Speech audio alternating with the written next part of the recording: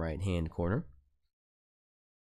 If you notice that your OBS looks a little bit different than mine, don't be alarmed. There are a few themes that OBS does offer. I prefer to work under the dark theme, which I believe is now the default theme for OBS. However, regardless of your theme choice, you should still be able to follow along just fine. The other setting is, of course, language. To leave it in English, but if you prefer a different language, there are plenty to choose from. YouTube, and of course, Twitch. Now, I find that Twitch is probably the most popular, so that's what I'm going to use for the video. However, the OBS settings that we go through should apply to any live streaming service. Your next option is your server. It is the OBS recommended choice that you leave it on automatic, which is probably the case for most of the services that you choose. However, I have an awesome tool for Twitch specifically if you want to choose the best server for you manually. And I'm going to show you that now. So this tool is called the Twitch Bandwidth Test Tool. And what it does is it measures your upload speed to each individual Twitch server and reports back so that you can figure out which and bring it back to the tool for pasting.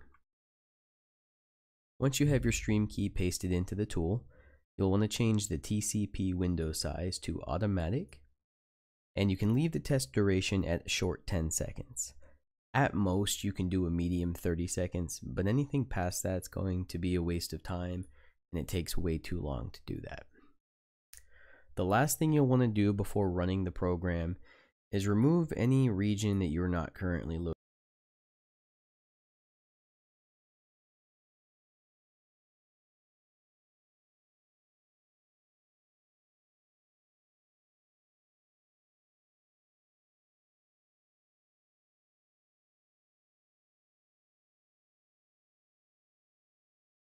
located in, as it's obvious those aren't going to be the best servers for you and creates a whole lot of extra scans. Trust me, it will take a lot of extra time. Once you've done this, you can go ahead and click on the start button and wait for the scan to finish.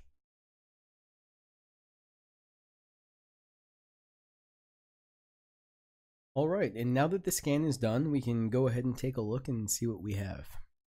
So I'm in Phoenix, Arizona at the time of this video, so it's unsurprising that Phoenix, Arizona ranks as the best server choice for me.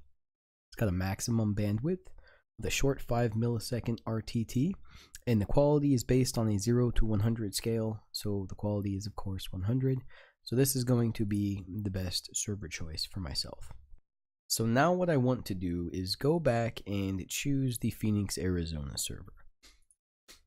Once I've chosen a server, I should still have my stream key copied from when I used it on the Twitch tool, so I'll go ahead and paste it in now. That concludes the stream tab, and we can go ahead and head over to the output tab. Now this is where things get a bit more technical, so the first thing we'll do is change the output mode from simple to advanced, and this will allow us to get a better look at our settings. Be sure that you have the streaming and you can leave your audio track on 1. Your next option is the encoder. By default, it's going to be set to X264, and this uses your CPU to do the encoding. If you have a capable NVIDIA graphics card, you may also see the NVENC option.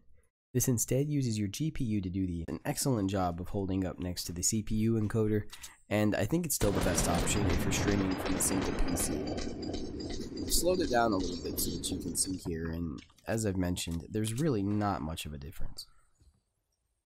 Now that you've chosen an encoder, we can go on to the next steps.